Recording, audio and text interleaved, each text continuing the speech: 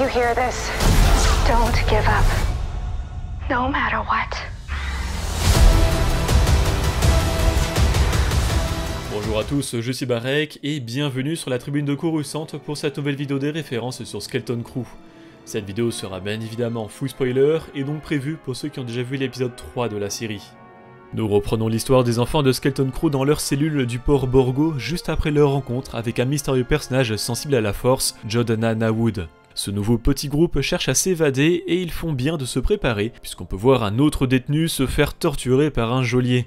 Ce pauvre alien est un Talpidien, une espèce de l'ascension de Skywalker avec le spécialiste en armes de la résistance Upper Tenrex.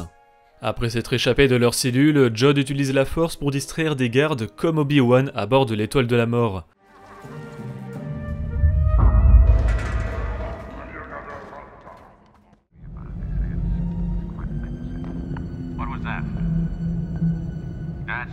Puis en voulant ouvrir une porte, il semble la renforcer cette fois-ci, comme Han Solo durant la bataille d'Endor.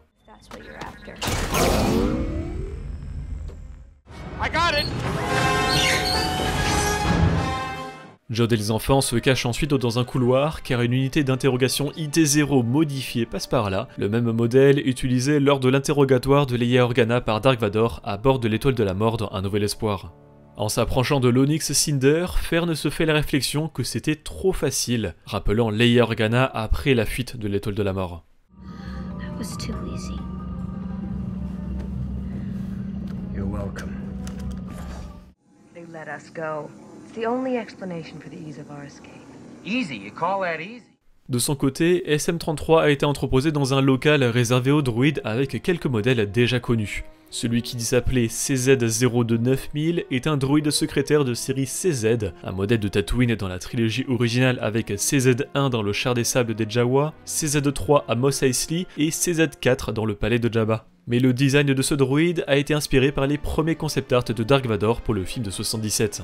Le deuxième droïde que Jod active est un droïde de protocole RA7, un autre modèle d'Un Nouvel Espoir vu dans le char des sables des Jawa avec 3 B6 RA7 et dans l'étoile de la mort avec 5 D6 RA7. Son design provient lui d'un concept art de C3PO et lorsque le droïde a été adapté dans le style de la série animée Rebels, il a pris une apparence bien plus proche du concept art original de Ralph McQuarrie. Et enfin, le dernier droïde activé est un droïde de combat de série B1 qui demande s'ils ont gagné. Il n'a probablement pas été activé depuis la guerre des clones. En effet, ce modèle a servi d'armée d'abord à la Fédération du Commerce puis à la Confédération des Systèmes Indépendants, l'opposant à la République Galactique durant cette guerre. Jodana Nawood est finalement interpellé par un Ishitib du nom de Benjar Pranik, qui se sert d'une jambe de B1 pour marcher d'ailleurs. En version originale, Benjar est doublé par Alfred Molina, l'acteur connu pour ses rôles de Otto Octavius dans Spider-Man 2 ou encore de Satipo dans Les Aventuriers de l'Arche perdue. Benjar Pranik mentionne le fait que les enfants capturés ont les poches pleines de Datari neuves et c'est une mention assez intéressante. En effet, Datari est un autre nom utilisé à l'époque de la République Galactique pour parler des crédits de cette République, et justement ce sont des crédits de cette époque que les enfants possèdent, ce sont donc bien des Datari. Pockets full of sparkling dataries?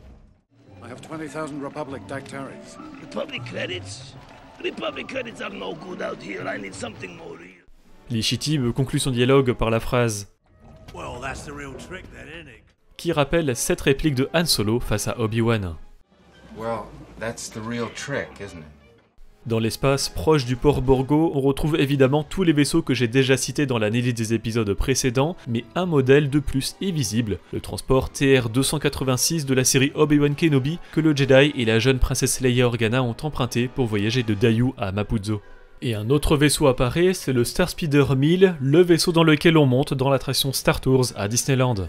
Jod et les enfants se rendent alors chez une amie du pirate pour retrouver le chemin vers At-Atin. Ils se rendent alors vers une petite lune où se trouve un observatoire gardé par 3 droïdes portiers TT-8LY7 comme à l'entrée du palais de Jabba dans le Retour du Jedi.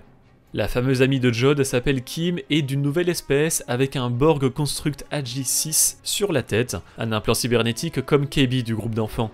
Mais ce qui est pour le coup très intriguant est le fait que Kim appelle Jod non pas Jodana Nawood ou Silvo, mais Crimson Jack. Crimson Jack est l'antagoniste du tout premier arc de comics Marvel de 1977, après l'adaptation du premier film, où il est un maître pirate qui vole notamment les crédits gagnés par Han Solo suite à la bataille de Yavin, et il va même jusqu'à capturer Leia Organa pour demander une rançon à l'Alliance Rebelle.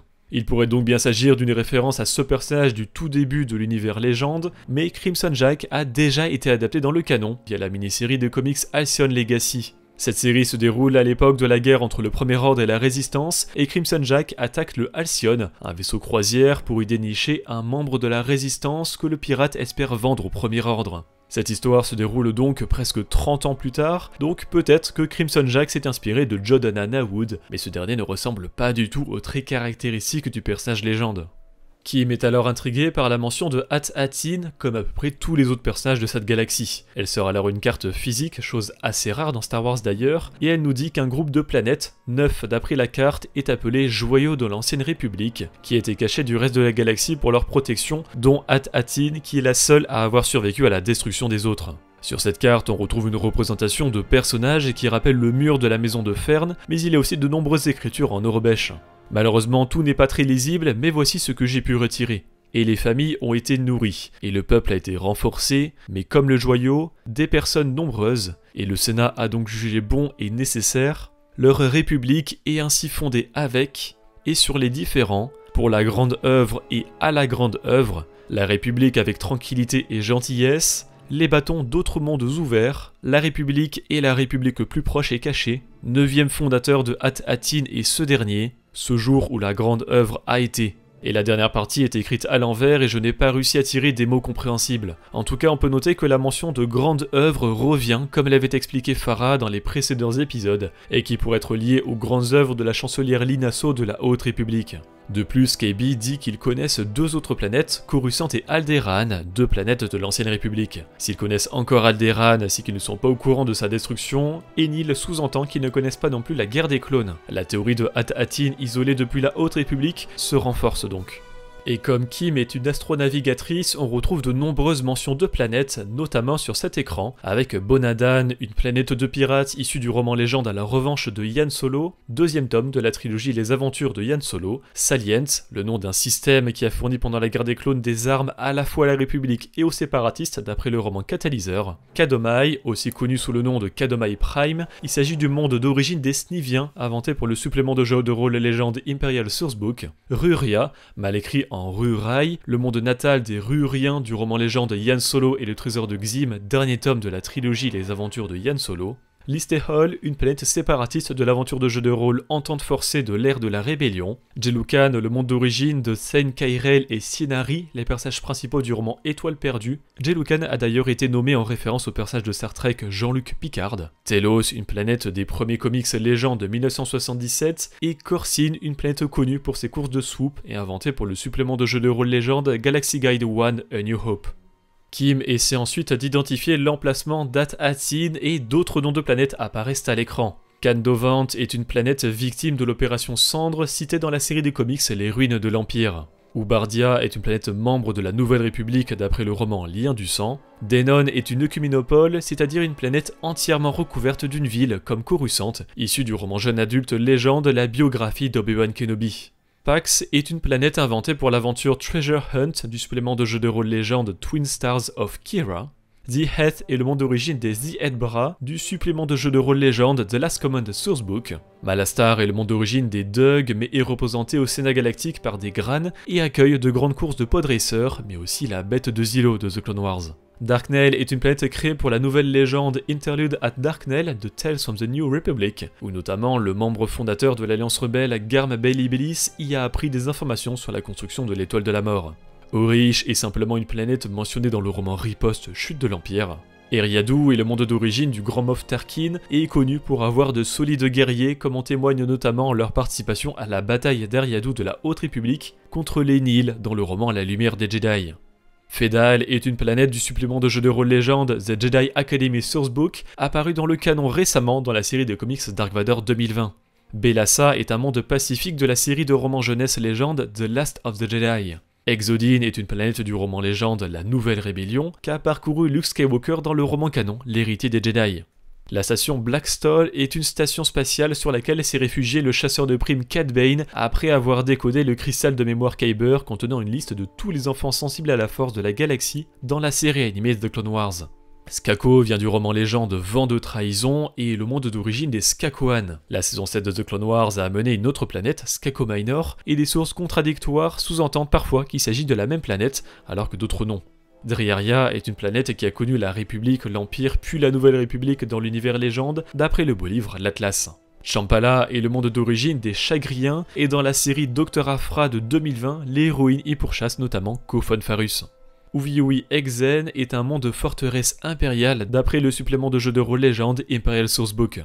Brental 4 est un monde inventé pour le Galaxy Wide Newsnet de l'aventure journal numéro 3 du Légende et principalement utilisé dans la série de comics X-Wing Rogue Squadron, mais aussi fait une apparition dans la série canon Dark Vador de 2020 où des Skakoan ont fui leur planète pour Brental 4. Bogden a été écrit pour la série animée Légende Droid et les aventures de R2D2 et C3PO avec l'épisode La revanche de Kylo Ren, et non pas Kylo Ren, mais c'est surtout sur une lune de Bogden que Dark Tyrannus a engagé Jango Fett.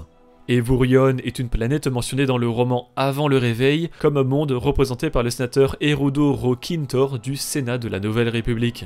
Mikia est le monde d'origine des Mikian et apparaît pour la première fois dans la nouvelle The Call of Coruscant des Nouvelles de la Haute République Tales of Light and Life. La plaque tournante d'Otor est une station spatiale qui sert au marché noir dans le comics légende Les Chasseurs des Sith dérivé de The Clone Wars, mais que l'on retrouve aussi dans le roman Sombre Apprenti qui adapte justement des épisodes inachevés de The Clone Wars. Pakalis 3 est une planète qui apparaît dans les comics légendes Boba Fett Faux Jumeaux et récemment ajoutée au canon via la série Han Solo et Chewbacca. Rutan est une planète sur laquelle Qui-Gon Jinn et son padawan Obi-Wan Kenobi effectuent une mission dans le roman jeunesse légende La Paix est menacée, 10e tome de la série Les Apprentis Jedi. Et enfin, Terminus est un important point de passage des routes commerciales galactiques issues des comics légendes de 1977. Et en réalité, toutes ces planètes et stations sont reliées par la voie Idienne, l'une des routes commerciales les plus importantes de la galaxie.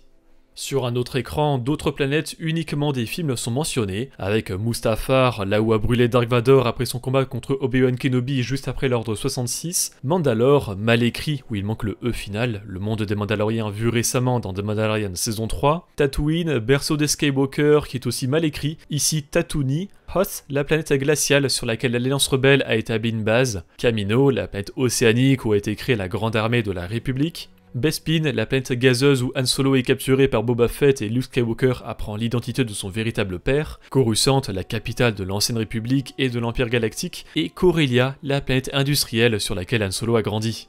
Kim trahit Jodana Wood en appelant les forces de la Nouvelle République, on peut bien voir leur symbole ici. Et il débarque avec 2 X-Wing T-65B, le modèle utilisé à l'époque de l'Alliance, mais encore actif durant les premières années de la Nouvelle République. En complément de cette vidéo, je vous invite à nous rejoindre ce soir sur Twitch pour discuter ensemble de cet épisode de Skeleton Crew, et je vous invite aussi à aller voir la vidéo de Tribune et Max Rebo disponible sur la chaîne principale. Merci d'avoir regardé cette vidéo, j'espère qu'elle vous a plu. Si c'est le cas, n'hésitez pas à laisser un like, à la partager et à vous abonner en activant les notifications si vous ne voulez pas rater les prochaines vidéos de la Tribune de Coruscant. Pour être au courant de l'actualité Star Wars au quotidien, suivez-nous sur Facebook, Instagram et X, et tous les dimanches, nous débriefons de l'actualité sur Twitch lors de notre émission Là-bas dans les étoiles. A bientôt, et que la force soit avec vous.